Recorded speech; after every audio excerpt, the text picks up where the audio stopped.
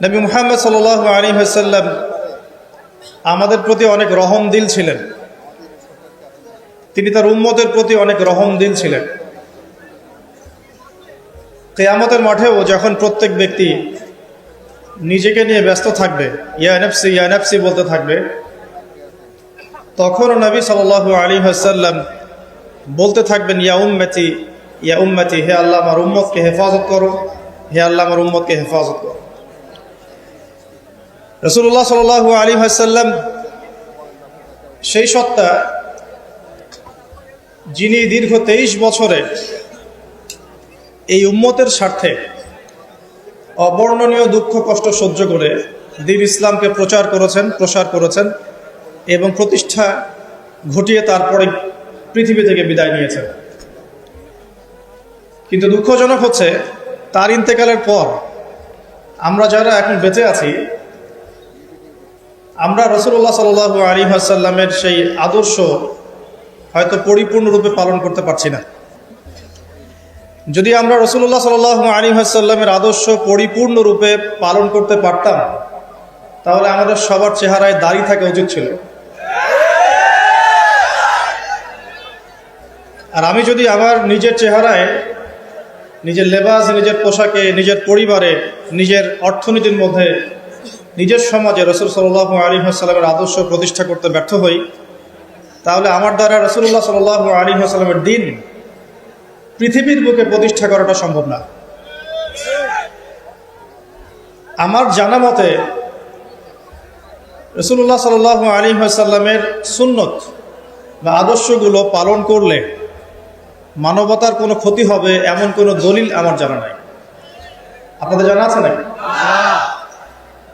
আপনি যদি দাড়িটা ছেড়ে দেন, আজকে থেকে শেভ করাটা বন্ধ করে দেন, আপনার শুধু পরকালের উপকার হবে এমনটা নয়, আপনার দুনিয়ার উপকার আছে ইনশাআল্লাহ।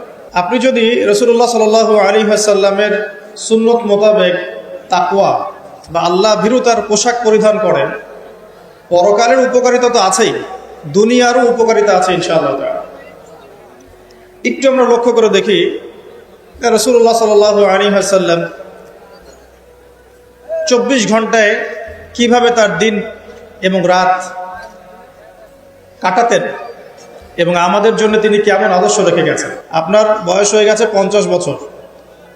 যদি আজকে রাত্রে একটু সততার সাথে ঠান্ডা মাথায় চিন্তা করেন, এই 50 বছরের মধ্যে কত সময় আপনি অযথাই নষ্ট করেছেন, আমি চ্যালেঞ্জ করলাম, আপনি পাবেন মিনিমাম 10 থেকে 20 বছর সময় নষ্ট করে ফেলেছেন। এই 50 বছরের জীবনে আপনি টেলিভিশন দেখেছেন 3 থেকে 4 বছর। এই 50 বছরের হায়াতে আপনি শুধু টেলিভিশনে দেখেছেন 3 থেকে 4 বছর। চায়ের দোকানে আড্ডা পিটিয়েছেন এরকম 2 বছর। বন্ধুদেরকে নিয়ে গল্প করেছেন, বাইক নিয়ে ঘুরেছেন, এখানে ওখানে আড্ডা পিটিয়েছেন, হয়তো আরো 2 বছর। 2 বছর গার্লফ্রেন্ডের পিছনে নষ্ট করেছেন।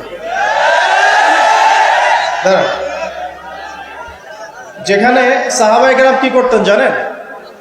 খাবার খাওয়ার সময় সাহাবায়ে কেরাম রাদিয়াল্লাহু আনহুম খেয়াল রাখতেন কোন খাবারগুলো খেলে সময় কম লাগবে, তারা এমন খাবার খেতেন যে খাবার খেলে সময় কম লাগবে, তাড়াতাড়ি খাওয়া যাবে, তাড়াতাড়ি ইবাদত করা যাবে।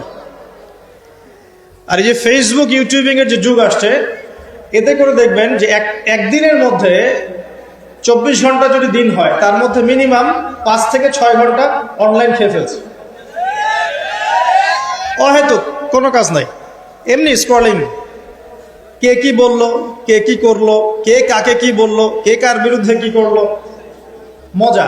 আমরা আসলে কিছু মনে করবেন না, আমরা জাতিগতভাবে অনেকটা ফ্যান্টাসি প্রিয় জাতি। আর ফ্যান্টাসি খুব ভালো লাগে, কনস্ট্রাকটিভ কাজ নাই। কনস্ট্রাকটিভ কাজ কি জানেন? ওই যে আরব বিশ্বের নাকের ডগায় বসে পশ্চিমারা যে কাজগুলো করছে, এগুলো কনস্ট্রাকটিভ কাজ। বিগত 100 বছরে তারা সারা বিশ্বের প্রত্যেকটা বড় বড় সেক্টরের নিয়ন্ত্রণ নিয়ে নিয়েছে, এটা কনস্ট্রাকটিভ কাজ। আপনি যে এডুকেশন সিস্টেমে পড়াশোনা করছেন, তার ভিত্তি, তার চাবিকাঠি, লাটাই ওদের হাতে। আপনি যে তথ্য প্রযুক্তিগুলো ব্যবহার করছেন না, এগুলোর সুতা, লাটাই ওদের হাতে।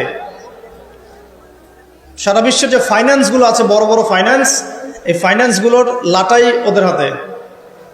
সারা বিশ্বের যে বড় বড় ব্যাংকিং সিস্টেমগুলো দেখেন, আর ব্যাংকিং সিস্টেমগুলোর ভবিষ্যৎ ভালো না, যারা ইকোনমিক্স জানেন তারা বুঝবেন। এদের লাটাই ওদের হাতে, পুরো ওয়ার্ল্ডের জিও পলিটিক্সের লাটাই ওদের হাতে। এই কাজগুলো ওরা কনস্ট্রাকটিভলি করেছে, সময় নষ্ট করে নাই বিগত 100 বছরে। আপনাকে আমি ইতিহাস পড়তে বারবারই বলি, আরও একবার রিকোয়েস্ট করছি, বেশি না, 1914 সাল থেকে শুরু করে, প্রথম বিশ্বযুদ্ধ থেকে শুরু করে এই 2022 সাল পর্যন্ত ওয়ার্ল্ডের হিস্ট্রিটা একটু পড়ে দেখবেন, কিভাবে বিশ্ব আজকে এই অবস্থায় এসেছে।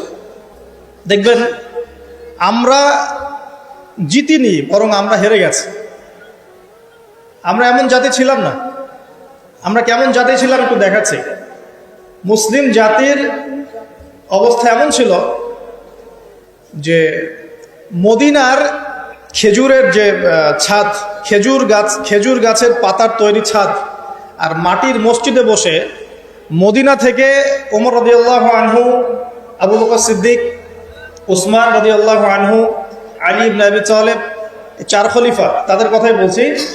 ওই খেজুর গাছের মসজিদের মধ্যে বসে তারা অর্ধেক বিশ্ব শাসন করেছে। অবস্থা দেখেন, আমাদের পরিবারগুলো এত সুন্দর ছিল যে পুরো পরিবারের মধ্যে তালিম, কোরআন, হাফেজে কোরআন, পরিবারের মধ্যে আলেম, মুফতি, মুহাদ্দিস দিয়ে ভর্তি ছিল।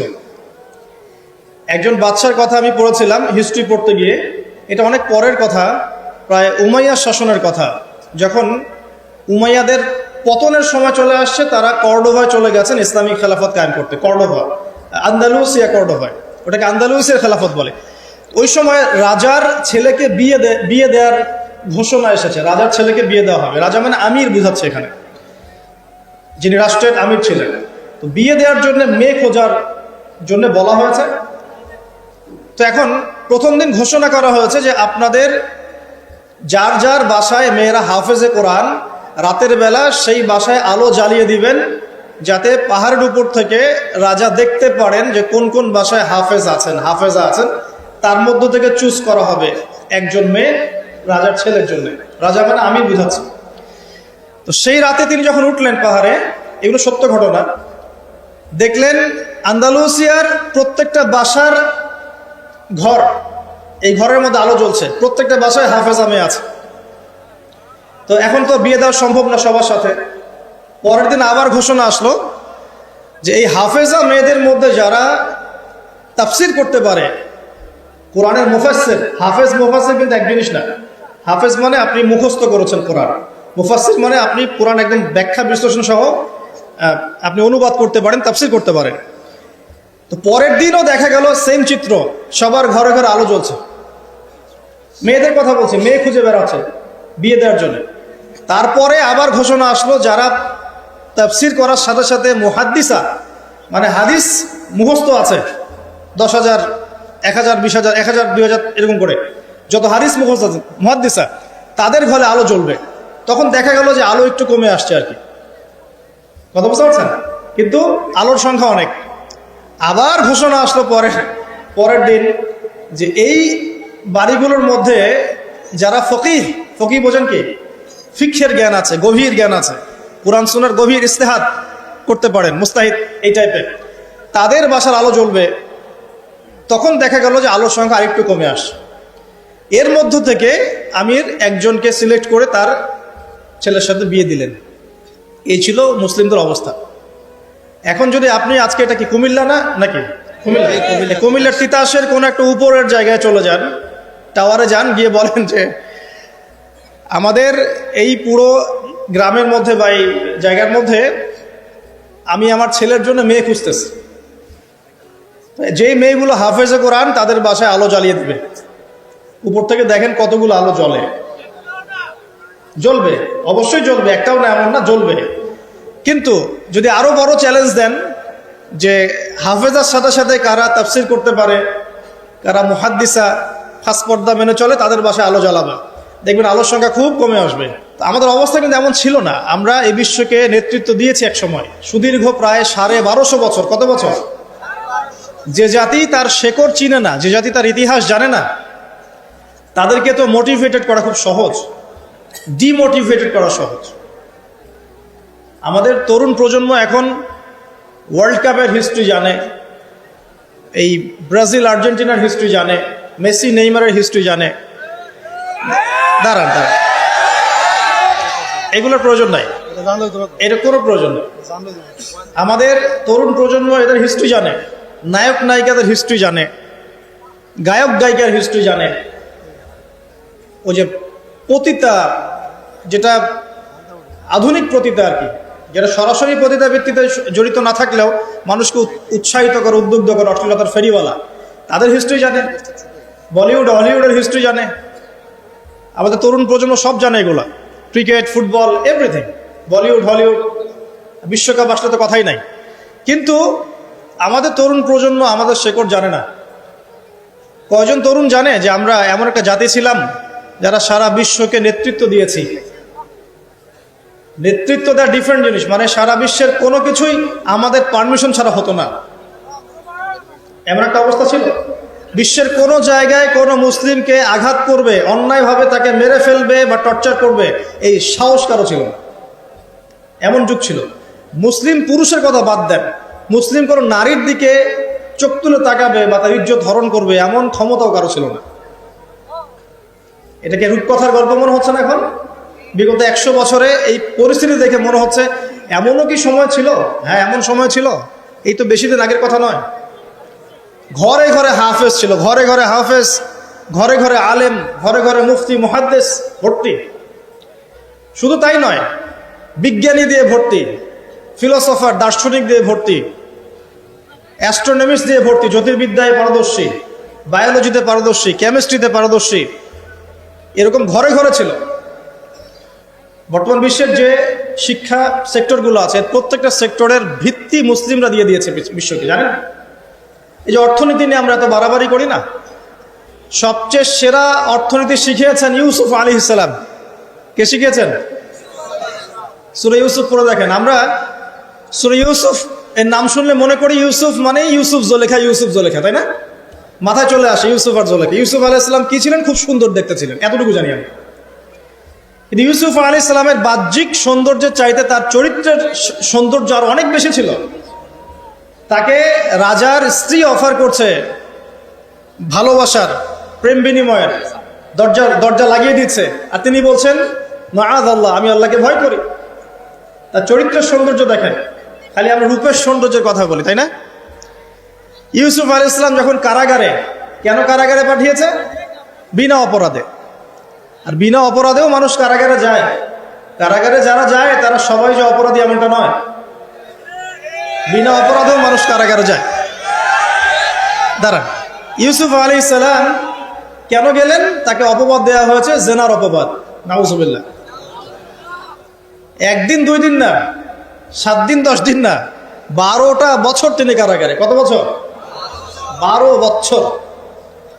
ওই 12 বছরের মধ্যে তিনি একটা ঘটনা ঘটেছে, 2 জন কয়েদি এসেছে। কয়জন? নতুন কয়েদি। একজন বলছে যে আমি স্বপ্ন দেখলাম যে আমার মাথার মধ্যে রুটি রাখা হয়েছে, এই রুটি এসে পাখি খেয়ে নিচ্ছে।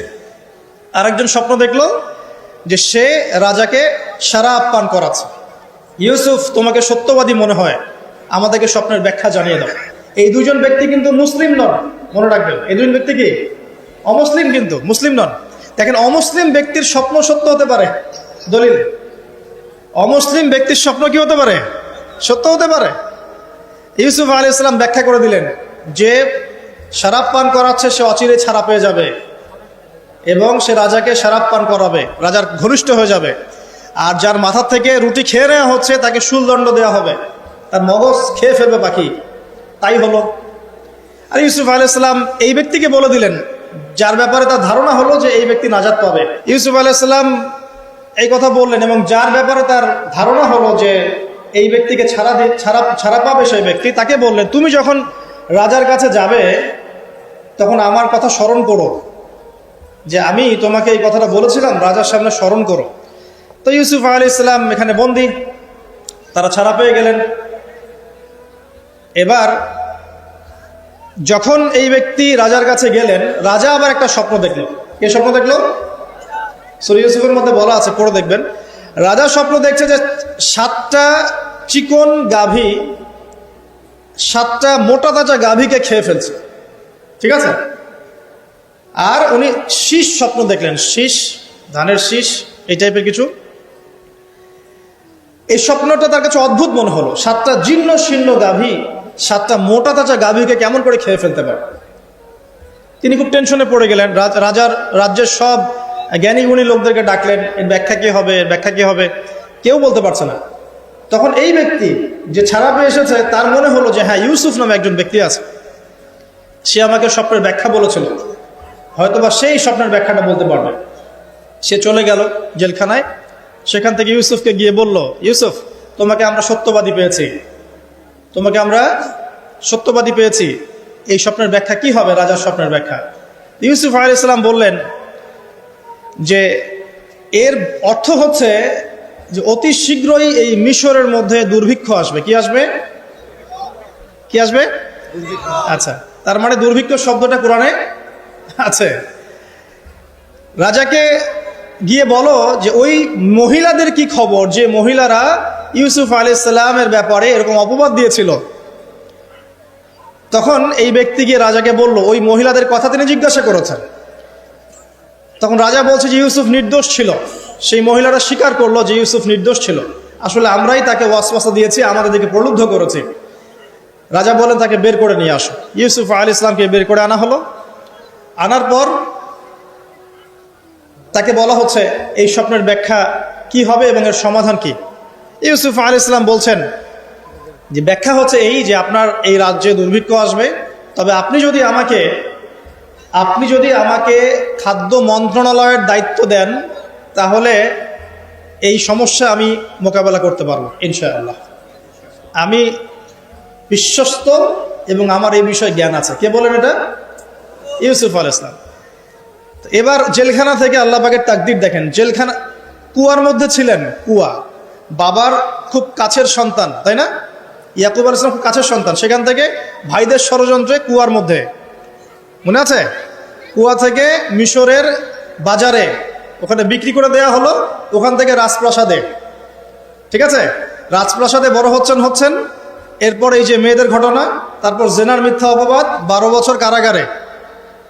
তারপর সেখান থেকে আল্লাহ রাব্বুল আলামিন বের করে নিয়ে আসলেন কোথায়? মিশরের খাদ্যমন্ত্রী। তাকদীর, ভাগ্য। কিভাবে বুঝাবো আল্লাহ পাকের পরিকল্পনা কত বিশাল। যখন ইউসুফ আলাইহিস সালাম জেলখানায়, তখন কি কেউ ভেবেছিল যে এই ব্যক্তির দ্বারা মিশরের লক্ষ লক্ষ মানুষের দুর্ভিক্ষের কবল থেকে সে বাঁচবে? এই ব্যক্তির দ্বারাই? কেউ ভাবে নাই, আল্লাহ পাক লিখে রেখেছিলেন। এ কারণেই একটা রিকোয়েস্ট করবো এখানে, যে জীবনে চড়াই উতরে আসবে আপনার আমার সবারই, কোনো অবস্থায় আল্লাহর প্রতি ভরসা হারাবেন না। আল্লাহ রাব্বুল আলামিন আপনার ব্যাপারে পরিকল্পনা করে রেখেছেন। আপনার মনের মধ্যে যদি সততা থাকে, অনেস্ট একটা মন থাকে, ইনশাআল্লাহ আপনি দুনিয়াতেও সফল হবেন, পরকালে সফল হবেন ইনশাআল্লাহ। আপনি যদি সৎ হন, মনের থেকে যদি আপনি সৎ হন, আল্লাহর কাছে আপনি সৎ হন, সারা দুনিয়া মিলে আপনার কোনো ক্ষতি করতে পারবে না ইনশাআল্লাহ। আর আপনি যদি অসৎ হন, মনের মধ্যে অসততা থাকে, দুনিয়ার মানুষ বাহবা দিলেও একদিন ধরা খাবেন ইনশাআল্লাহ। এটা বাস্তব, এর বাইরে যাবে না ইনশাআল্লাহ। দেখেন, ইউসুফ আলাইহিস সালাম দায়িত্ব চাচ্ছেন, আমাকে দায়িত্ব দেন, আমি এই বিষয়টা ভালো বুঝি। আল্লাহ পাক তাকে এই যে খাদ্য মন্ত্রণালয় নিয়ে আসলেন। ইউসুফ আলাইহিস সালামের হাতে পরবর্তীতে দুর্ভিক্ষের কবল থেকে পুরো মিশরবাসী বেঁচে গেল এবং লক্ষ লক্ষ মানুষের জীবন বেঁচে গেল, আলহামদুলিল্লাহ। তাহলে অর্থনীতির মূল মন্ত্র শিক্ষা পেলাম না? কোরআনে আছে না? এখনো সামনে আমরা এই শব্দগুলো শুনতে পারছি না? সমাধান পেতে হলে কোরআনে আসতে হবে। সমাধান পেতে চান, কোরআনে আসতে হবে। যদি না আসেন, এটা আপনার ইখতিয়ার, পরবর্তীতে ফলাফল আমাদেরকে ভোগ করতে হবে। আল্লাহ পাক আমাদের সবাইকে কোরআন এবং সুন্নাহ মাফিক জীবন গড়ার তৌফিক দান করুন। একটা খালি পয়েন্ট বললাম, দেখেন, ইকোনমিক্সের দুরবস্থা দূর করারও ফর্মুলা কোরআনে পাওয়া গেছে। আগেকার মুসলিমদের অবস্থা বলছি, জ্যোতির্বিজ্ঞান নিয়ে অনেক কথা হয় না, এই গ্রহে নাসাই পাঠাচ্ছে, সেই পাঠাচ্ছে। ভালো করে পড়ে দেখবেন, জ্যোতির্বিজ্ঞানের মূল নীতিগুলো, সূত্রগুলো দিয়েছে মুসলিমরা। মেডিকেল সায়েন্স নিয়ে অনেক কথা হয়, মেডিকেল সায়েন্স এগিয়ে যাচ্ছে, মেডিকেল সায়েন্সের মূল নীতিগুলো দিয়েছে মুসলিমরা। এই কেমিস্ট্রি তোমরা পড়ো পর্যায় সারণী, মূলনীতি দিয়েছে মুসলিমরা। এই যে আমরা যে ল্যাপটপ চালাই, ইন্টারনেট চালাই, হ্যাঁ, ডিজিটাল যত কিছু চালাই, এর জন্য প্রয়োজন হচ্ছে অ্যালগোরিদম। কিসের অ্যালগোরিদম? এই অ্যালগোরিদম আবিষ্কার করেছে মুসলিমরা। এই অ্যালগোরিদম যদি আপনি ল্যাপটপ চালাতে পারতেন না, কিছুই করতে পারতেন না। এর বেস দিয়েছে কে? মুসলিমরা। এই যে ম্যাথামেটিক্স নিয়ে এত ফকর করি, ম্যাথামেটিক্স, তাই না? এর বেসও মুসলিমদের থেকে এসেছে। আপনারা কি জাবর ইবনে হাইয়ানের নাম শুনেছেন? আচ্ছা, বাদ দেন তার কথা। আপনারা কি ইমাম রাজির নাম শুনেছেন? আচ্ছা, ফিলোসফি, দর্শন, এর মূলনীতি দিয়েছেন তিনি অনেক। ইবনে সিনার নাম শুনেছেন? চিকিৎসা বিজ্ঞান, পুরো ভিত্তি দিয়েছেন তিনি। আর এই যে পলিটিক্যাল সিস্টেম, যেটা আমরা ওয়ার্ল্ড পলিটিক্স যেটা আমরা বলি, এর ভিত্তি দিয়েছেন কে জানেন? উমর ইবনুল খাত্তাব রাদিয়াল্লাহু আনহু। কে দিয়েছেন? এই যে প্রশাসনিক ডিপার্টমেন্ট, সদর দপ্তর, এই মন্ত্রণালয়, সেই মন্ত্রণালয়, এটা স্টার্ট করেছিলেন কে জানেন? সর্বপ্রথম উমর রাদিয়াল্লাহু আনহু। আমরা অনেকে জানি না। আমি এটাই বলছিলাম আপনাদেরকে যে যে জাতি তার শেকড় চিনে না, তাকে ডিমোটিভেটেড করা খুব সহজ। আমরা যদি হিস্ট্রি পড়া শুরু করি, ইতিহাস পড়ি, কোরআন সুন্নাহর পাশাপাশি আমরা দেখব বিশ্বের প্রত্যেকটা বড় বড় সেক্টরের মূল নীতি স্থাপন করে গেছে কারা? মুসলিমরা। তাহলে এখন কেন আমরা এই জায়গায় আসলাম? কি কারণ? আমি একটু কারণটা বলি আপনাদেরকে। মন খারাপ করছেন কি? নিজেদের চেহারাটা আয়নায় দেখতে হয়। যদি আমরা আমাদের চেহারা আয়নায় দেখার সৎসাহস না থাকে, তাহলে উন্নতি করব কিভাবে? নাকি প্রশংসা থাকবে? আমরাও সেই জাতি, আমরা বীরের জাতি। সারা বিশ্বে বীরত্বের সাথে লড়াই করে ইসলাম প্রতিষ্ঠা করেছে কারা? আমরাই। এই যে ভারতবর্ষে ইসলাম পাচ্ছেন, ভারতবর্ষে ইসলাম ঢুকেছে একটা ঘটনাকে কেন্দ্র করে। কি ঘটনা? একজন মুসলিম নারীর ইজ্জতের উপর হামলা চালিয়েছিল একজন লম্পট রাজা। এই ঘটনাকে কেন্দ্র করে বিন কাসিম, এই যে ঘোরসাওয়ার, অল্প কিছু সৈন্য নিয়ে আক্রমণ করেছিলেন ভারতবর্ষ। এই যে বিজয়, এখান থেকে শুরু হলো ইসলাম। তারও আগে যে চিটাগাং আছেন, চিটাগাং, চট্টগ্রাম, এই চিটাগাং রোড দিয়ে, এই পোর্ট দিয়ে আরবরা বাণিজ্য করত। ওই দিক দিয়ে ইসলাম ঢুকেছে একদিক দিয়ে। আবার সুফি পীর মাশায়েখরা ছিলেন, তারা এখানে ইসলাম প্রচার করেছেন। তিনভাবে ইসলাম ঢুকেছে উপমহাদেশে। ইসলাম পেতেন না এগুলো। দেখুন কেন হলো এই অবস্থা। বিকজ ওই সময়ে একটা মুসলিম পরিবারের মধ্যে কোরআনের হাফেজ থাকতো। পাওয়া যায় এখন সব পরিবারে? রেয়ার। আমরা মনে করি যার ব্রেন সবচেয়ে খারাপ ওকে হাফেজি মাদ্রাসা দেওয়া লাগবে, আর যার ব্রেন খুব ভালো ওকে আমরা দিব ইঞ্জিনিয়ারিং, ডক্টর। আমরা শিক্ষাটাকে ভাগ করে ফেলেছি। একটা হচ্ছে দুনিয়ার শিক্ষা, একটা হলো আখিরাতের শিক্ষা, তাই না? অথচ শিক্ষা তাকেই বলে যা আমার দুনিয়াও দিবে, আখিরাতও দিবে, এর নাম শিক্ষা। আর এই শিক্ষা কোথায় আছে? কোরআন সুন্নায় নাই। কোরআন সুন্নাহ শেখার পরে যদি আমি ডক্টর হই, ইঞ্জিনিয়ার হই, কোনো সমস্যা আছে? কোনো সমস্যা নাই। আমরা এটাকে ভাগ করে ফেলেছি। আমরা অর্থনীতিও ভাগ করে ফেলেছি। মসজিদে আমি পাক্কা মুসল্লি, দেখবেন মসজিদে মাশাআল্লাহ পাক্কা মুসল্লি, নামাজে পড়তে পড়তে একদম সেজদার দাগ পড়ে গেছে। যেই ব্যবসা করতে গেল মাপে কম, যেই ব্যবসা করতে গেল দেখবেন যে মজুদদারি, যেই ব্যবসা করতে গেল ওই যে স্টক করতেছে অন্যায়ভাবে, কৃত্রিম সংকট তৈরি করতেছে, যেই চাকরি করতে গেল ঘুষ, যেই আপনার ডিল করতে যাচ্ছে ইকোনমিক সেক্টরে সুদ। তো অর্থনৈতিক জীবনটাকে আলাদা করে ফেললাম। ওইটা দুনিয়ার জীবন, এটা হচ্ছে আমার পরকালের জীবন। ভাবখানে এমন আর আমাদের আকীদা চেঞ্জ করতে হবে। তো অর্থনৈতিক জীবন কি ইসলাম থেকে আলাদা নাকি? আপনি 5 ওয়াক্ত নামাজ পড়ছেন আলহামদুলিল্লাহ, এখন যদি সুদ খান তাহলে কি পার পাবেন? তাহলে অর্থনীতি ইসলামের সাথে সম্পৃক্ত না। সহজ কথাটা বোঝাতে পারি না। ইভেন আমরা যদি অন্যদের সাথে ডিল করতে চাই বিশ্বে, তখনও ইসলাম ফলো করতে হবে, আদারওয়াইজ সমস্যা আছে। এমন তন্ত্র মন্ত্র মতবাদের চর্চাও করা যাবে না যে মতবাদগুলো কোরআন সুন্নাহর সরাসরি বিরোধী। করা যাবে? করা যাবে না। তো আমাদের জীবনটা পরিপূর্ণটাই ইসলাম, পূর্ণাঙ্গটাই ইসলাম, এখানে আংশিকতার সুযোগ নাই। আল্লাহ এই কথাটা বোঝার তৌফিক দান করুন। আজকের মাহফিলে একটা কথাও যদি নিয়ে যেতে পারেন, ইসলাম হচ্ছে একটা পরিপূর্ণ জীবন ব্যবস্থা না। এখানে আপনি সব পাবেন এবং সব পালন করতে আপনাকে বলাও হয়েছে। আল্লাহ পাক কোথায় বলেছেন? আমি দলিল দিচ্ছি। 1 নম্বর দলিল দিচ্ছি যে ইসলাম পরিপূর্ণ জীবন ব্যবস্থা। কোথায় আছে? সূরা মাইদা 3 নম্বর আয়াত। কত নম্বর?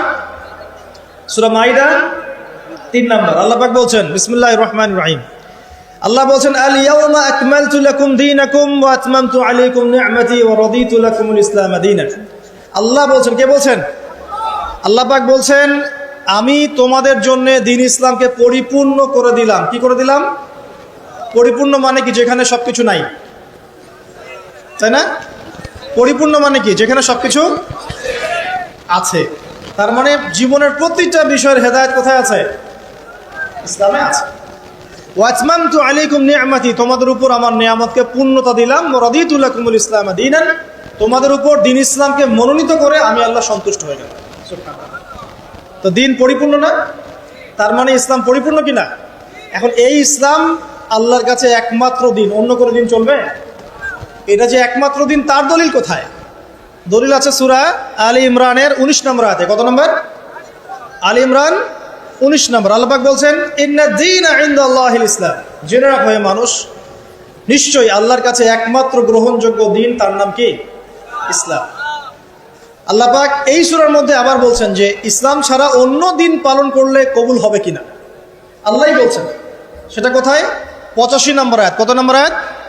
85। আল্লাহ পাক বলছেন যে ওয়ামাই ইয়াবতাগি গায়রাল ইসলাম দীনান ফালা ইউকবালা মিন, যদি কেউ ইসলাম ছাড়া অন্য কোনো দিন তালাশ করে, কোশ্চিন কালেও তার কাছ থেকে কবুল করা হবে না। তার তিনটা দলিল পেলেন। এক, আল্লাহর কাছে মনোনীত দিন কি? ইসলাম। এই ইসলাম পরিপূর্ণ কিনা? অবশ্যই পরিপূর্ণ। দলিল সূরা মাইদার আয়াত নাম্বার 3। আর এই ইসলাম বাদ দিয়ে অন্য দিন চলবে কিনা? উত্তর না। দলিল সূরা আলী ইমরানের 85। এখন আপনার আমার দায়িত্ব কি, সেটা আল্লাহ বলছেন সূরা বাকারায়। কোন সূরায়? সূরা বাকারায়। কোরআনের একটা আয়াত কিন্তু আরেকটা আয়াতের সাথে লিঙ্ক আপ হবে। এই মিলানোর যোগ্যতা আপনাকে তৈরি করতে হবে। মানে আমি বুঝাই একভাবে, এই যে আকাশের তারাগুলো দেখেন, আমরা সাধারণ চোখে যেটা দেখি সেটা হলো এটা তারাই, জাস্ট তারা, সুন্দর লাগে, তাই না? আসলে ব্যাপারটা এমন না। আসলে ব্যাপারটা হচ্ছে এই প্রত্যেকটা তারার সাথে অন্য তারার একটা জটিল এবং সূক্ষ্ম গাণিতিক একটা মিল আছে। যদি আপনি আমার সাথে কখনো তারা দেখতে আসতে পারেন, আমি দেখাবো ইনশাল্লাহ। আকাশের তারা দেখা শিখতে হবে। দেখে মনে হয় যে খুব সুন্দর। আল্লাহ পাক সূরা মুলকের মধ্যে বলছেন, সূরা মুলক রাত্রেবেলা তেলাওয়াত করতে হয়। রাতে তারা ওঠে না, ওই রাতেই আল্লাহ বলছে সূরা মুলক তেলাওয়াত করতে। কি মিল আছে দেখছেন? রাতে আকাশে তারা উঠে, আর আল্লাহ পাক রাতের বেলায় সূরা মুলক তেলাওয়াত করতে বলছেন। আর সূরা মুলকের মধ্যে আল্লাহ বলছেন যে আকাশের দিকে তাকাও, তাকিয়ে দেখো আল্লাহর সৃষ্টির মধ্যে কোনো খুঁত পাও কিনা। তোমার দৃষ্টি বারবার ব্যর্থ হয়ে ফিরে আসবে, কোনো ত্রুটি পাবে না। সুবহানাল্লাহ। এই তারাগুলোর মধ্যে জটিল একটা সূক্ষ্ম গাণিতিক মিল আছে। এক মিলিমিটার বা 1 সেন্টিমিটার মিলিমিটার যদি একটা থেকে দূরে সরে যায় বা কাছে চলে আসে, মহাবিশ্ব ধ্বংস হয়ে যাবে। জানেন? বুঝাচ্ছি।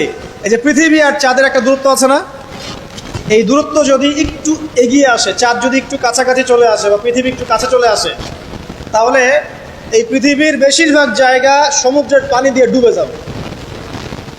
বুঝলেন না মনে হয়? আচ্ছা, বোঝার দরকার নাই, পরে বুঝেন, শুনে রাখেন আছে।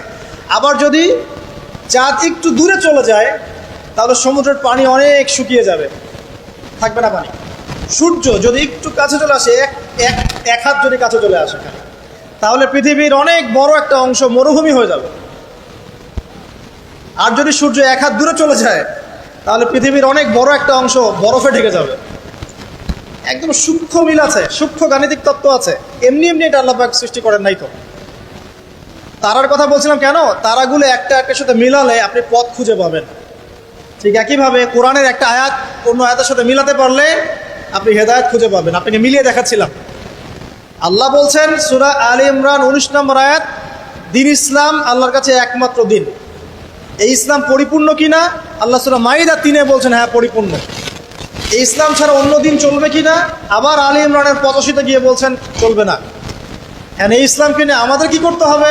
আল্লাহ এটা বলছেন সূরা বাকারায় গিয়ে। কি বলছেন? উদখুলু ফিস সিলমি কাফা, তোমরা পরিপূর্ণরূপে ইসলামে প্রবেশ করো। বুঝতে পারলেন? ইসলাম কেন্দ্রিক আমাদের দায়িত্ব কি? পরিপূর্ণরূপে ইসলামে প্রবেশ করা। এখন ভিত্তি কি?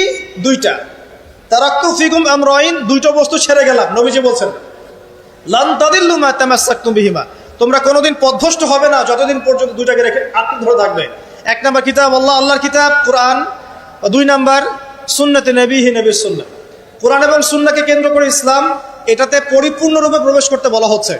আর আপনার সাথে আমার কথা, পরিপূর্ণ প্রবেশ মানে কি বোঝায়? আমি ইবাদত বন্দেগীর জীবনে পাক্কা মুসল্লি হব, অর্থনৈতিক জীবনে গিয়ে সুদ খাবো, আমি কি পরিপূর্ণ মুসলিম কিনা? সহজ কথা বলেন, পরিপূর্ণ মুসলিম কি? এদিকে আপনি তাহাজ্জুদ পড়ছেন, মাশাআল্লাহ, 5 ওয়াক্ত নামাজ পড়ছেন, নফল নামাজ পড়ছেন, রোজা রাখছেন, দান সদকা করছেন, খুবই সুন্দর, মাশাআল্লাহ। কিন্তু আপনি অন্যের সম্পদ অন্যায়ভাবে হরণ করছেন, মুসলিম হবে পরিপূর্ণ? একটা পরিবারের কর্তা, মাশাআল্লাহ, দিনদার, চিল্লা দিয়ে লাগাচ্ছেন, মাশাআল্লাহ, দিনের দায়ী, সবকিছু ঠিক আছে। এখন পরিবারের সেই লোকের স্ত্রী পর্দা করে না, ওই লোকের মেয়ে বেপর্দায় ঘোরাফেরা করে, ওই লোকের ছেলে মাদকাসক্ত, এই পরিবারটা কি পরিপূর্ণ ইসলামিক পরিবার কিনা? একইভাবে আমরা যারা টুকটাক জুমার নামাজ পড়তে আসি, হজ করি, ওমরা করি, 5 ওয়াক্ত নামাজ ঠিকঠাক মতো পড়ি না, কোরআন তেলাওয়াতের ফিকির নাই, দুনিয়া নিয়ে ব্যস্ত হয়ে আছি, পরকালের চিন্তা কম, তারাও কি পরিপূর্ণ মুসলিম কিনা? তো পরিপূর্ণ মুসলিম বলতে কি বোঝায়, এটার জন্য আপনার কিন্তু পিএইচডি করার দরকার নাই। আপনি বুঝতে পারছেন যে আপনার জীবনের প্রতিটা কাজ কোরআন এবং সুন্নাহ মাফিক হলেই আপনি পরিপূর্ণ মুসলিম, আলহামদুলিল্লাহ। এবং এই কাজটা করার জন্যে আপনাকে কিন্তু কেউ বাধাও দিচ্ছে না, আপনি স্বাধীন, চাইলেই আপনি করতে পারেন। কেউ কি বাংলাদেশের প্রেক্ষাপটে কি ইসলাম পালন করতে কাউকে বাধা দেয়া হচ্ছে? যে নামাজ পড়তে যাবেন না, দাড়ি রাখতে পারবা না, হ্যাঁ, তোমরা টাকনুর উপরে কাপড় তুলতে পারবে না, মেয়ে পর্দা করতে পারবে না। হ্যাঁ, ইনডাইরেক্টলি হয়তো কিছু কিছু মানুষ এরকম করছে হয়তোবা, কিন্তু ওদের সংখ্যা কিন্তু বেশি না, ওদের সংখ্যাও বেশি না, তাদের শক্তিও নাই। এটা জাস্ট একটা মুখের আস্ফালন মাত্র, আর কিচ্ছু না। কিন্তু বাংলার বেশিরভাগ তাওহীদি জনতা কি চায়? ইসলাম চায় না? চায়। তো আপনি যদি প্র্যাকটিস করেন, কেউ কি বাধা দিবে? ওয়াদা করেন আজকে থেকে 5 ওয়াক্ত নামাজ ছাড়বেন না, বেহুদা অহেতুক কোনো ফাহেসা কাজে সময় নষ্ট করবেন না, নিজের গায়ের মধ্যে সুন্নত নিয়ে চলে আসবেন, পারবেন না ইনশাল্লাহ? দাড়ি ছেড়ে দিবেন ইনশাল্লাহ, গোফ ছোট করে ফেলবেন, টাকনুর নিচে কাপড় থাকলে উঠিয়ে ফেলবেন, পারবেন না? যদি কোনো হারাম সম্পর্ক থাকে আজকেই তওবা করে ফিরে আসবেন। ফিরে আসার সময় আবার বললেন না যে আজকে শেষ কথা, তোমার সাথে আর কথা হবে না, এই কাজ করতে যায় না, তাহলে এই শেষ কথা আর শেষ হবে না, একদম ডিলেট, সাথে সাথে ডিলেট। যদি সুযোগ থাকে, অর্থনৈতিক সামর্থ্য আছে, পরিবারে গিয়ে বলবেন বা মেয়ের পরিবারে প্রস্তাব পাঠাবেন, যদি বিয়ে করার সুযোগ থাকে বিয়ে করে ফেলবেন। সুযোগ নাই, ডিসকানেক্টেড, কোনো দরকার নাই। এই নেক্সট সুরতে ধোকা খাবেন না, এটা নেক্সট সুরতে ধোকা, এটা নেক্সট সুরতে ধোকা। যখন একটা মানুষ জেনায় লিপ্ত থাকে তখন তার দোয়া আল্লাহ পর্যন্ত পৌঁছায় না। তো আর জেনা ছেড়ে দিলে পরে আপনার দোয়া ডাইরেক্ট আল্লাহর কাছে পৌঁছাবে ইনশাআল্লাহ। প্রমাণ নেবেন? দলিল দিব? দিচ্ছি, শোনেন। 3 ব্যক্তি, কয় ব্যক্তি? 3 ব্যক্তি চলছে পথ, হঠাৎ ঝড় এসেছে, একটা গুহার মধ্যে ঢুকেছে, গুহার মুখ বন্ধ হয়ে গেছে, একদম বন্ধ, বের হওয়ার কোনো জায়গা নেই। এটা সত্য ঘটনা, রাসূল সাল্লাল্লাহু আলাইহি সাল্লাম বলেছেন। এখন তারা বলছেন তো বের হওয়ার তো কোনো অপশন নাই, কিভাবে বের হবো আমরা? একজন বলছে তাহলে একটা কাজ করি, চলো আমাদের নেক আমলের ওসিলা করে আল্লাহর কাছে দোয়া করি। কিসের ওসিলা? আমরা এই যে দোয়া করার জন্য হুজুর ডাকি, তাই না? আসেন 40টা, এই যে 1 বছরই 3 দিন 7 দিন করি না, নিজের দোয়া নিজে করা শিখেন। আপনার কি চাওয়া সেটাকে আমি বুঝতে পারবো নাকি? এরকম একটা ঘটনা আছে, হুজুরকে ডেকেছে দোয়া করতে, হুজুর পুরো দোয়াটাই 1 বচনে করেছে, আল্লাহ আমাকে হেদায়েত দাও, আমাকে রিজিক দাও, আমাকে হেফাজত করো। আর মুসল্লি সব বলছে আমিন আমিন আমিন। দিন শেষে লাভ কার হলো? হুজুরের। জিলাপিও আমি পেলাম, দোয়া আমার কবুল হলো, সবই তো আমার হলো, এবং শেষে হাদিয়াওটা আমি পেলাম। এটা তো আপনাকে করতে হবে। তো এই 3 ব্যক্তি দোয়া করছে নিজের নেক আমলের ওসিলা দিয়ে দোয়া করলে দোয়া কবুল হয়। এখানে কি বলে দিব কোন কোন ক্ষেত্রে দোয়া করলে দোয়া কবুল হয়? শোনেন, আগে হালাল খাইতে হবে দোয়া কবুল হবে। দোয়া কবুল হওয়াতে হলে আগে হালাল খেতে হবে, হারাম খেলে দোয়া কবুল হবে না।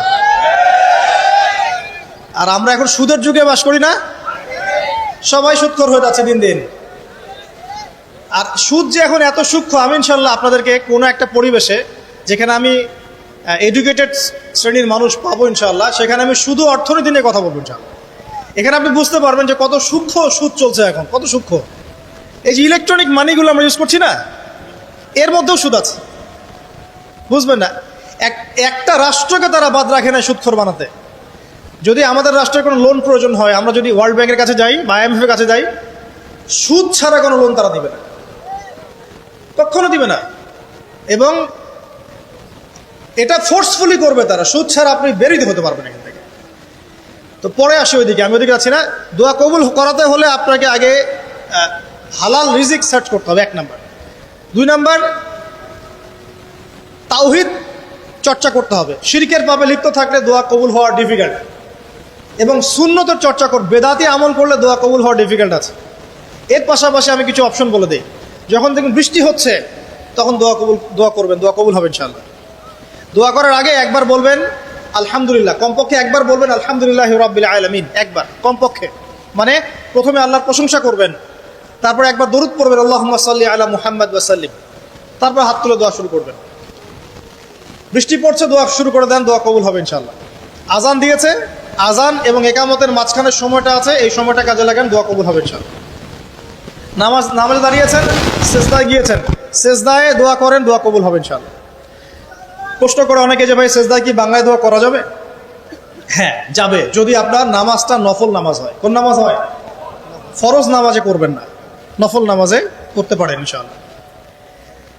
সেজদায় বান্দা আল্লাহর সবচেয়ে কাছাকাছি থাকে, এই সময়ে বেশি বেশি দোয়া করতে রাসূল সাল্লাল্লাহু আলাইহি ওয়াসাল্লাম তাগিদ দিয়েছেন। দোয়া করলে ডাইরেক্ট কবুল হবে ইনশাআল্লাহ। পিতা মাতার খেদমত করে দোয়া করেন, দোয়া কবুল হবে ইনশাআল্লাহ। এখন তো পিতা মাতার খেদমত মানুষ করতে চায় না। এটা সেই যুগ যে যুগে পিতা মাতার সাথে দাস দাসীর মতো আচরণ করা হয়। সন্তানরা ভুলে গেছো তোমরা যে তোমরাও একদিন পিতামাতা হবা। আমরাও কিন্তু একদিন পিতামাতা হব। যারা বিয়ে শাদী করেছে, সন্তান সন্ততি হয়েছে, তারা জানে এই যে প্রসব বেদনার একটা সেকেন্ড, 1 সেকেন্ড বা 1 মিনিট প্রসব যে বেদনা মায়ের হয়, এর ঋণ আমরা সারা জীবনে শোধ করতে পারবো না। পারবেন? এ কারণেই মায়ের পায়ের নিচ জান্নাতের কথা বলা আছে। মাদের সম্মান আল্লাহর কাছে অনেক বেশি, মেয়েদের সম্মান অনেক বেশি। এই নারীবাদী ফ্যামিলিস্টরা যা বুঝিয়েছে, ইসলাম এমন নয়। তো ইসলাম এমন নয়, ইসলামে মেয়ের মর্যাদা সবচেয়ে উপরে। একজন নারীর, মনে করেন আপনি বাসায় আছেন, কেউ যদি বাইরে থেকে ফুটা দিয়ে বাসার ভিতরে দেখে, কথা বুঝতে পারছেন? আপনার জন্য হালাল ওই ব্যক্তির চোখের মধ্যে এরকম শিক ঢুকিয়ে দেওয়া, এটা হালাল আপনার জন্য, করতে পারেন আপনি, কিচ্ছু করেন। আল্লাহর আইনে আপনি কোনো অপরাধী নন। যদি আপনি ঘরের ভিতরে থাকেন, কেউ বাইরে থেকে এরকম করে ফুটা দিয়ে দেখছে, মনে করেন আপনার বাসার মেয়েকে বা আপনার বাসার বোনকে, মাকে, আপনি যদি চোখের মধ্যে একটা শিক ঢুকিয়ে দেন, আপনার কোনো পাপ হবে না আল্লাহর কাছে। এটা হাদিস আছে, জায়েজ। যদিও বা এটা আইন হাতে তুলে নেওয়া হয়ে যাচ্ছে অন্য সেক্টরে, কিন্তু আল্লাহর কাছে আপনি কিছু করেন নাই। মেয়েদের এমন মর্যাদা দেওয়া হয়েছে, সেই মেয়েদেরকে আমরা এখন কি করেছি, কাপড় চোপড় সব কমিয়ে কমিয়ে বেপর্দা করে রাস্তায় নামিয়ে দিয়েছে। যদি একটা মানুষ নিজের সম্মান না বোঝে, তাকে সম্মান কেউ দিতে পারে? নিজেকে চিনতে শিখুন। আমাদের সম্মান আল্লাহর কাছে অনেক বেশি। এটা বলছিলাম প্রিয় ভাইয়েরা, মায়ের পায়ের নিচে আল্লাহ পাক সন্তানের বেহেশতের কথা বলেছেন। মা বোনদেরকে 4টা কাজ করতে বলো, অনলি 4টা কাজ। 5 ওয়াক্ত নামাজ যদি ঠিকমতো পড়তে পারে, 1 নাম্বার। 2, রমজান মাসে রোজা রাখে। 3 নাম্বার, পর্দা ঠিকঠাক মতো করে। আর 4 নাম্বার, স্বামীর আনুগত্য করে। ইনশাআল্লাহ জান্নাতের যে কোনো দরজা দিয়ে ইচ্ছা প্রবেশ করতে পারবে ইনশাআল্লাহ। এখানে স্বামীর আনুগত্যের কথা বলেছি, স্বামীর দাসত্বের কথা বলি না। আনুগত্য দাসত্ব এক জিনিস না। আনুগত্য মানে কি? আনুগত্য মানে আপনি স্বামীর যে কোনো ভালো কাজে আপনি তাকে সায় দিবেন, আনুগত্য। নামাজ পড়তে বলেছে, নামাজ পড়তে হবে। পর্দা করতে বলেছে, আপনি পর্দা করবেন। বেপর্দায় যাবেন, আপনি যাবেন না। এটা আনুগত্য। দাসত্ব কি? দাসত্ব হচ্ছে যে সে ভালো মন্দ যাই বলুক আপনি শুনছেন, এটা দাসত্ব। এটা করবেন না। মা বোনরা 4টা কাজ বাসায় গিয়ে আবার শুনিয়ে দিবেন। নবীজি বলেছেন 4টা কাজ কোনো মেয়ে করলে জান্নাতের যে কোনো দরজা দিয়ে ইচ্ছা প্রবেশ করতে পারবে। 1 নাম্বার, 5 ওয়াক্ত সালাত। 2 নাম্বার, রমজান মাসের সওম, রোজা। 3 নাম্বার, পর্দা ঠিকঠাক মতো করবে, লজ্জাস্থানের হেফাজত। এবং 4 নাম্বার, স্বামীর আনুগত্য করা। মায়ের খেদমত করে দোয়া করেন, দোয়া কবুল হবে ইনশাআল্লাহ। বাবার খেদমত করে দোয়া করেন, দোয়া কবুল হবে ইনশাআল্লাহ। কোরআন তেলাওয়াত করে দোয়া করেন, দোয়া কবুল হবে ইনশাআল্লাহ। মনে করেন শেষ রাতে উঠেছেন, মানে শেষ রাত বলতে বোঝাচ্ছি, এই ধরেন যে 2টার পর থেকে, এখন 2টা 2:30টার পর থেকে নিয়ে ফজর পর্যন্ত শেষ রাতে উঠেছেন, এই সময় আপনি যা দোয়া করবেন ইনশাআল্লাহ কবুল হবে। হ্যাঁ, বলতে বাধ্য হচ্ছি, এখনকার তরুণ সমাজ ওই 2টা 2:30টার দিকে ওই যে কার কার খেলা থাকে, ওই খেলাগুলো দেখার জন্য ওঠে, তাহাজ্জুদ পড়ার জন্য উঠতে পারে না। অথচ আল্লাহ পাক বলছেন কি, যে শেষ রাতে আল্লাহ পাক প্রথম আসমানে নেমে আসেন এবং আহ্বান করেন, কে আছো আমার কাছে কিছু চাইবে আমি দিব, কে আছো আমার কাছে রিজিক চাইবে দিব, কে আছো আমাকে ডাকবে আমি তোমার ডাকে সাড়া দিব, কে আছো আমার কাছে ক্ষমা চাইবে আমি তোকে ক্ষমা করে দিব। প্রিয় যুবক ভাইরা, আল্লাহকে মূল্যায়ন করতে শিখুন। এই সময়গুলোতে দোয়া করলে ইনশাআল্লাহ তাআলা আপনার দোয়া কবুল হবে ইনশাআল্লাহ। সবচেয়ে ইম্পর্টেন্ট হচ্ছে একটা, যেটা আমরা প্রত্যেক দিন পড়ি, প্রায় 17 রাকাত নামাজ পড়ি আমরা, ফরজ নামাজ। শুধু ফরজ নামাজের কথাই বলছি। এখানে আপনি 34টা সেজদা করেন, 17 রাকাত ফরজ, 34টা সেজদা করেন। প্রত্যেক সেজদায় যদি একটা করে দোয়া করতে পারেন ইনশাআল্লাহ আল্লাহ আপনার দোয়া কবুল করবেন। দোয়া কবুল করার কিছু জায়গা বলে দিলাম, বেশি বেশি দোয়া করতে হবে। আমরা উম্মার অবস্থাগুলোকে বুঝতে শিখব। এখানে এই 3 ব্যক্তি, এটা বলে আমি শেষের দিকে যাচ্ছি, একটু ধৈর্য ধরেন। এই 3 ব্যক্তি পড়ে গেছে গুহার মধ্যে। আমি বলছিলাম জেনা ছেড়ে দিলে তোমার দোয়া আল্লাহ পাক ডাইরেক্ট কবুল করবে ইনশাআল্লাহ। কিভাবে? এই দলিল দিচ্ছিলাম যে তারা বলছে আমাদের তো কোনো, আমাদের নেক আমল যা আছে এটা দিয়ে দোয়া করতে হবে, কোনো অপশন তো নাই বের হওয়ার। একজন বলছে যে আল্লাহ আমি আমার পিতা মাতার খেদমত করতাম, মাকে দুধ পান না করিয়ে কখনো দুধ পান করি নাই, আল্লাহ এই কাজটা যদি তোমার কাছে ভালো লেগে থাকে আজকে আমাকে এই বিপদ থেকে উদ্ধার করো। এই দোয়া করার সাথে সাথেই এই গুহা থেকে পাথরটা একটু সরে গেল এভাবে। আর জড়বস্তু আল্লাহ পাকের হুকুম মানে, আল্লাহ পাকের হুকুম মানে না খালি 2টা শ্রেণীর মানুষ, এক হচ্ছে মানুষ আর একটা জিনজাত। এই পুরো প্রকৃতি আল্লাহ পাকের হুকুম মেনে চলে। আর জড় বলতে আসলে কিছু নাই, যদি আমি বোঝানোর জন্য জড় বলেছি, আল্লাহ পাকের হুকুমের সব কিছু জীবন্ত। এই যে মাটিতে আমরা বসে আছি না এখন, এই মাটি কিয়ামতের মাঠে সাক্ষী দিবে যে এখানে মাহফিল হয়েছিল। হ্যাঁ, ওইখানে বসে তুমি টিকটক করেছো, লেকচার শুনো নাই ভালো করে। একটা মাহফিলে যাচ্ছিলাম, দেখলাম যে এখন স্টেজে উঠি নাই, ওই সুযোগে দেখলাম যুব সমাজ রাস্তার পাশে দাঁড়িয়ে সিগারেট খাচ্ছে, ব্রেক নিচ্ছে আগে, চা সিগারেটের ব্রেক। হুজুর আসলে আলোচনা শুনবো। তো এখানে এসে যদি আমরা মানে কোরআন সুন্নাহর বাইরে কোনো কাজ করি, এই মাটি আবার সাক্ষী দিবে। এটা দলিল কোথায় আছে? সূরা জিলজাল পড়ে দেখবেন। সূরা জিলজালের মধ্যে দলিল আছে যে আল্লাহ পাকের হুকুমে এই জমিন কথা বলবে ইনশাআল্লাহ, আল্লাহ পাক হুকুম করলে। জি, তো একটু সরে গেল ওই পাথর। তারপরের ব্যক্তি দোয়া করছে, আল্লাহ আমার একজন কাজের লোক ছিল, সেই কাজের লোক কিছু টাকা পেত, টাকা না নিয়ে বেচারা চলে গেছে, আমি ওই টাকা দিয়ে কিছু পশু কিনেছি, এই পশুগুলো কিনে আমি পালন করেছি। অনেক দিন পর সেই ব্যক্তি এসেছে, আমার টাকা দাও। তখন আমি বলেছিলাম যে এই যতগুলো পশু দেখছো সব তোমার। সেই লোক বলছে আমার সাথে কি ঠাট্টা করছো? বলছে না, ঠাট্টা করছি না, তোমার টাকা দিয়ে আমি পশু কিনেছিলাম, এই প্রজনন হতে হতে হতে আজকে এতগুলো হয়েছে, সব তোমার, নিয়ে যাও। আল্লাহ কলিজা দেখেন, আসলে দান করার জন্য কলিজা লাগে, টাকা লাগে না। আল্লাহর পথে দান করার জন্যে কলিজা লাগে, টাকা লাগে না। আর কিছু মনে করবেন না, আমি বিভিন্ন মাহফিলে যাচ্ছি, এই একটা কমন দৃশ্য দেখি এই কালেকশনের। আমার জানা নাই যে এভাবে নাম লিখিয়ে কোনো কালেকশন নবীর যুগ থেকে হয়েছে, আমার জানা নেই। বরং কতটুক দিয়েছে এটা গোপন রাখলেই ভালো। কে দিয়েছে, কত দিয়েছে জানানোর কোনো দরকার নাই। দিয়েছে, নিয়ে চলে আসবেন, শেষ। আমরা কাকে সন্তুষ্ট করার জন্য দেই? আল্লাহ জানলেই তো যথেষ্ট। কি দরকার জনগণ জানতেই হবে আমি 5,000 টাকা দিয়েছি? এতে আমার লাভটা কি? নেকি উল্টা আরো কমে গেল। উল্টা 7 শ্রেণীর মানুষ, একটা হাদিস আছে, 7 শ্রেণীর মানুষ কিয়ামতের মাঠে আরশের ছায়া পাবে। কিসের ছায়া পাবে? আরশের ছায়া, যে ছায়া ছাড়া কোনো ছায়া থাকবে না। ওর মধ্যে এক শ্রেণী হচ্ছে ওই ব্যক্তি যে এত গোপনে দান করে, তার বাম হাত জানে না ডান হাত কি দান করছে। এই ব্যক্তি আরশের ছায়া পাবে ইনশাআল্লাহ। তো দুনিয়া যদি উদ্দেশ্য থাকে, নাম প্রকাশ করা, জাহির করার উদ্দেশ্য থাকে, বা যদি এমন হয় যে এখানে লৌকিকতা উদ্দেশ্য থাকে, নেকি নষ্ট হয়ে যেতে পারে, সুযোগ আছে, চান্স আছে। তো এই ট্রেডিশনগুলো বন্ধ করলে মনে হয় ভালো হয়। এটা আমার পরামর্শ, বাকিটা বিবেচনা আপনাদের। আর এই ব্যক্তি বলছে আমি এই সব কিছু দান করে দিয়েছি। দেখেন, দান করতে কি লাগে? কলিজা লাগে, টাকা লাগে না কিন্তু। আসলে দান করতে কলিজা লাগে। অনেক রিক্সাওয়ালাকে দেখেছে আমরা, 100 টাকা দান করে দিল, মসজিদের জন্য দান চাচ্ছে, 100 টাকা দান করে দিল। আর অনেক দেখবেন বিত্তশালী, ঢাকা শহরে যাচ্ছি বনানী গুলশান দিয়ে, দান করতে চাইলে 2 টাকা দিচ্ছে, 5 টাকা দিচ্ছে। এমন হয় না? দান করতে কলিজা লাগে। আর একটা কথা মনে রাখবেন, আপনি যত দান করবেন আল্লাহ আপনাকে তত বেশি দিবেন ইনশাআল্লাহ। ইনশাআল্লাহ। আল্লাহ পাকের খাজানা যে এত প্রচুর, আপনি দান করলে কমে যাবে এই চিন্তাই করবেন না কখন। তবে সবচেয়ে সেরা দান কোনটা জানেন? আপনার প্রয়োজন আছে এখন, এই প্রয়োজনের সময় দানটা হচ্ছে সেরা দান। এবং সবচেয়ে উত্তম খরচ কোনটা? সবচেয়ে উত্তম খরচ হচ্ছে আপনার পরিবারের পিছনে খরচ। আপনার পরিবারের পিছনে খরচটা আপনার সবচেয়ে শ্রেষ্ঠ খরচ। আর দান করে মধ্যম পন্থায়, এমন হবে না যে নিঃস্ব হয়ে গেলেন দান করে একদম, আবার এমন না যে কৃপণতা প্রদর্শন হচ্ছে, এমনও না। মধ্যম পন্থায় দান খয়রাত করবে ইনশাআল্লাহ। আর কিয়ামতের মাঠে মানুষ তার দানের ছায়ায় থাকবে ইনশাআল্লাহ। যে যত দান করবে ওই ছায়ার নিচে সে থাকবে। এই ব্যক্তি সব দান করে দিয়েছিল, যাও সব গরু ছাগল তোমার।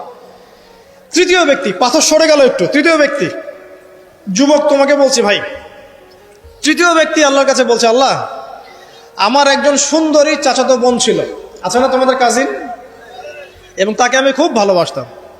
ওই যে এখন বয়ফ্রেন্ড গার্লফ্রেন্ড ফ্রি মিক্সিং, যেটা খুব ভালোবাসতাম, তো তাকে আমি পেতে চাইতাম, তাই আমি তাকে অফার করি। সে বলে যে না, আমাকে 100 স্বর্ণ মুদ্রা না দিলে আমি রাজি না। 100 স্বর্ণ মুদ্রা। এই মেয়ের অবশ্য অনেক ডিমান্ড ছিল, তাহলে বোঝা গেল 100 স্বর্ণ মুদ্রা মানে অনেক। জানেন এখন তো দেখা যায় 1500 টাকা 2000 টাকা দিয়ে মেয়ে তার ইজ্জত বিক্রি করে ফেলছে। 100 স্বর্ণ মুদ্রা, আর কাউকে কিছু দেওয়াই লাগে না, এমনি বিক্রি করে ফেলে। কত প্রশ্ন, কত যে প্রশ্ন আসে আমাদের কাছে যে ভাই বা হুজুর বা ভাইয়া উস্তাদ, কত জীবনে এক পর্যায়ে ভুল করেছি, এরকম জেনায় লিপ্ত হয়ে গিয়েছিলাম, প্রেম করেছি, ইত্যাদি, আমি কি করবো, আমার কি ভালো হওয়ার রাস্তা আছে কিনা, বা আমি তওবা করে ফিরে আসছি, আমি কি এখন বিয়ে করতে পারবো কিনা। প্রশ্নের শেষ নাই। বেশিরভাগ প্রশ্ন এরকমই আসে এখন। আরেকটা বেশি প্রশ্ন আসে, ভাই উস্তাদ হুজুর আমার স্বামী পরকীয়া আসক্ত, আমাকে দেখে না, এই হয় সে, এইগুলো প্রশ্ন বেশি। পারিবারিক জেনা কেন্দ্রিক যত প্রশ্ন আসে, অন্য কোনো কেন্দ্রিক প্রশ্ন এত আসে না। মানে এই যুগটা কি হয়েছে, মানে মানুষকে জেনা উন্মুক্ত করে দিয়েছে একেবারে। একদম স্কুল লাইফ থেকে শুরু হবে বয়ফ্রেন্ড গার্লফ্রেন্ড ফ্রি মিক্সিং, এই বন্ধু পড়তে জেনা হয়ে যায়, কলেজ লাইফে গিয়ে আরো বড় জেনা, ইউনিভার্সিটিতে গেলে তো আর কোনো পাত্তাই নাই। ইউনিভার্সিটির খুব কম ছেলে পাবেন সিগারেট খায় না, এবং খুব কম ছেলে মেয়ে পাবেন যারা এই অবৈধ প্রেম করছে না, খুব কম। এটাকে আমরা প্রমোট করছি আবার। বিশ্বাস করেন শুধুমাত্র সরাসরি সেক্সুয়াল সম্পর্কটাই জেনা নয়, এই মিক্সিংটাও জেনা আল্লাহ পাক বলেছে। এবং এতে করে আমাদের যুব সমাজে অধঃপতনটা হয়েছে, এটা অন্য কোনোভাবে হয় নাই। কারণ সূরা আল ইমরান পড়ে দেখবেন আল্লাহ পাক বলছেন, যুয়িনা লিন-নাস হুব্বুশ শাহওয়াতি মিনান নিসা, মেয়েদের মধ্যে ছেলেদের জন্য সবচেয়ে বেশি শাহওয়াত আছে, শাহওয়াত খাহেশাত, এটা সবচেয়ে বেশি আকর্ষণ করে ছেলেদের। সমাজের কাঠামো ভেঙে যাচ্ছে তো, সমাজের কাঠামো ভেঙে। আমরা তো বাইরে ভালো মানুষের লেবাস পরে আছি, দেখবেন বহু পরিবারে পরকীয়া চলছে, আপনি জানেন না, ভিতরে। আমরা তো লজ্জা এগুলো বলি না, চোখ লজ্জায় বলি না, চলছে এগুলো এখন কমন হয়ে গেছে। যে ফ্যাশন শোর নামে, বিউটি কন্টেস্টের নামে, এই সেই, মানে অশ্লীলতাকে প্রমোট করা হচ্ছে চতুর্দিক থেকে। রেপ ধর্ষণ দিন বাড়ছে আর বাড়ছে। বাচ্চা কাচ্চা, ছোট বাচ্চা মেয়ে পর্যন্ত রেহাই পাচ্ছে না। এই কয়দিন আগে একটা মেয়েকে কত পিস করে ভাসিয়ে দিয়েছে একেবারে, দেখেন নাই? কোথায় আছেন? সমাজটা কোথায় গেছে? আমরা ভালো মানুষের মুখোশ পরে বসে আছি। একটা মাহফিল করে কি সব হবে? কনস্ট্রাকটিভ কাজ করতে হবে। তারুণ্যের এই শক্তিটাকে আল্লাহর জমিনে দিনের প্রচার প্রসার প্রতিষ্ঠার কাজে ব্যয় করতে হবে। যতক্ষণ পর্যন্ত আমরা এরকম ভালো মানুষের লেবাস সেজে বসে থাকবো না, আমার ঘরেও ফেতনা ঢুকে আসবে, টের পাবেন না। যখন ফেতনা ছড়িয়ে পড়ে ওটাকে দমন করতে হয়। দমন না করলে ওইটা আমার ঘরেও ঢুকবে তো একসময়, আমি একা ভালো থাকতে পারবো না তো। আর দমন করার ক্ষমতা আল্লাহ পাক যাদেরকে দিয়েছেন তাদের উপর অবশ্য ওয়াজিব হয়ে গেছে এগুলো দমন করা। এখন তাদের উপর একটা ফরজ ওয়াজিব হয়ে গেছে দমন করা এগুলা, নাহলে আল্লাহ পাক কঠিন শাস্তির সম্মুখীন করবে।